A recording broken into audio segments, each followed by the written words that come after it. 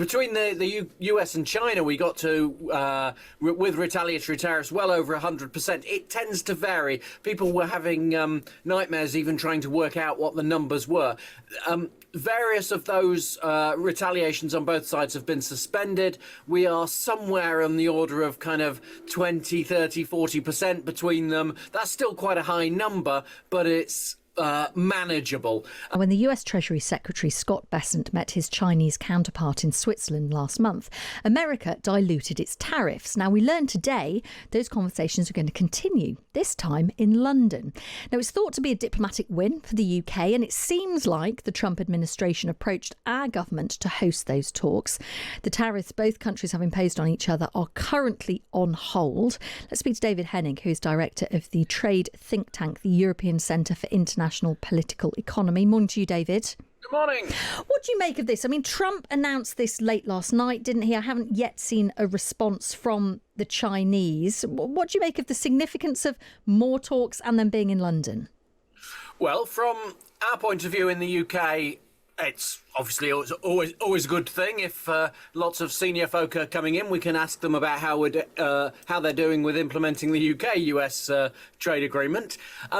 More broadly, obviously, the world is a little bit waiting to see what's going to happen between the US and China, because they got up to tariffs well over 100%, and then they both walked back a little bit, and we really need that to be resolved, because there's a huge, they're the two largest countries in the world by GDP, and them getting into a trade war is going to affect everyone else economically. So we really could do with them not doing that. And so if we can provide facilities to help that, that will be a good thing for the UK.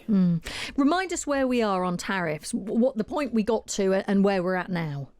But between the US and China, we got to, with retaliatory tariffs, well over 100%. It tends to vary. People were having nightmares even trying to work out what the numbers were.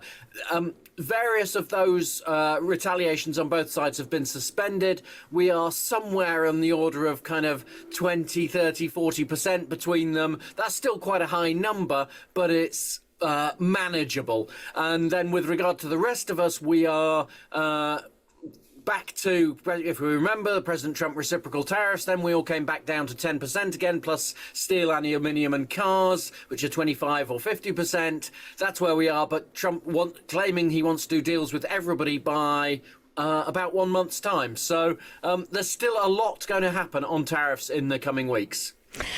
We know, of course, when initially the sort of, the cooling off, shall we say, between the US and China on tariffs, there was this kind of 90-day deadline that was put down.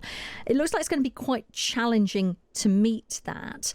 But would it be fair to say that maybe London was chosen as a host for these talks because maybe Trump saw us as a bit more understanding of their point of view, of the US point of view, a kind of nicer, cosier place to be?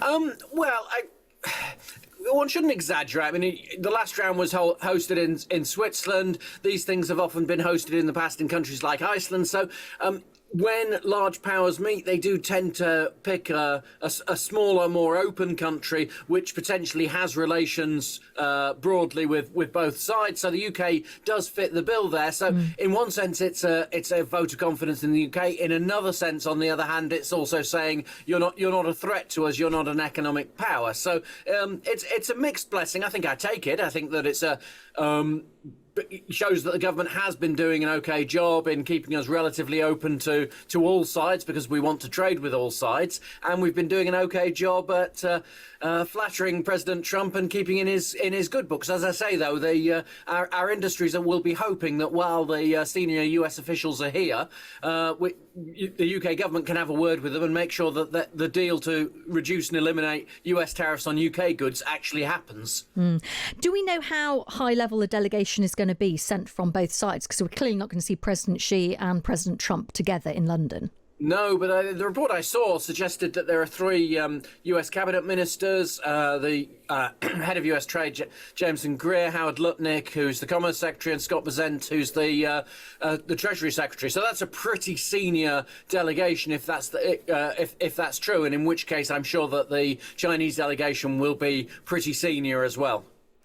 Do we know yet, and this may be something you can't answer, and that's absolutely fine. I was just wondering if we know yet of the impact of tariffs that Trump obviously has brought in on American consumers yet. Has that seeped through?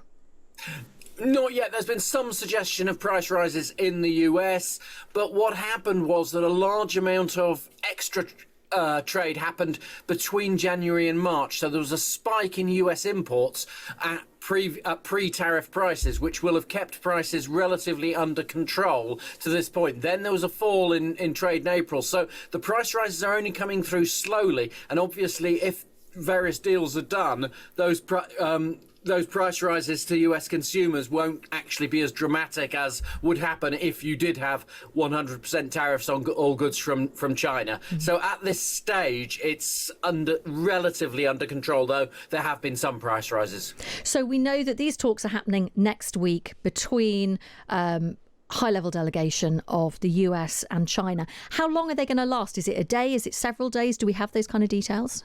I haven't seen those details. The talk is just Monday. I would assume that it's a long day on Monday. That was the first round of talks in Switzerland. It was over several hours during one day. So I would assume it would be something similar in London, but we don't know. When these things have happened in the past, if they are on the verge of a breakthrough, then they can extend into a second day, and everybody makes the arrangements. But more usually, they end after a long day. Everyone flies back and considers their next steps.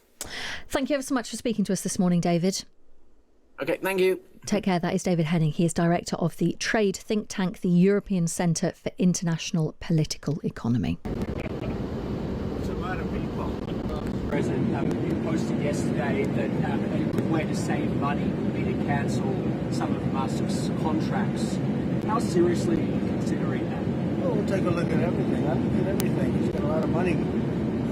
He gets a lot of subsidy. So we'll take a look at that. Only if it's fair. Only if it's fair for him and for the country. I would certainly think about it, yeah, but it has to be fair. And what are you going to do about the Tesla? Are you going to keep it, or are you going to... I haven't thought about it. Do you have any plans to contact... I mean, I hope he does well with Tesla. Do you have any plans to speak with Mr. Musk? This was one of your closest advisors. Yeah, for no, I don't months. have any plans. Somebody made a mistake. A lot of reporters have been calling me. I didn't call any reporter. A lot of reporters say ask me the same question. No, I don't. I'm not even thinking about that. There apparently... Would you consider reopening investigations into his companies? There are a bunch of investigations. I didn't know that they had any. If they had them, I would just let them speak for themselves. I had no idea. Excuse me. I have no idea whether or not they had investigations. What's your view on Elon Musk as of today? I mean, have you heard from him at all? Honestly, I've been so busy working on China, working on Russia, working on Iran, working on so many that I'm not thinking about Elon. I just wish him well. On the China talk, Mr. President, on the one big beautiful bill. Contracts, do you feel like the U.S. can survive without them? Obviously, you can shift a lot when it comes to defense and space, and that relationship has been important for quite some time. Yeah, they can. Sure. The U.S. can survive without almost anybody, And do you except me. Do you have any concerns, Mr. President, on the one big beautiful bill? So your critics, often your critics.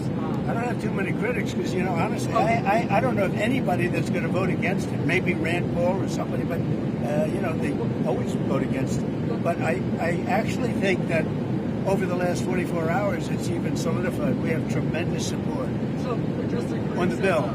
That want to talk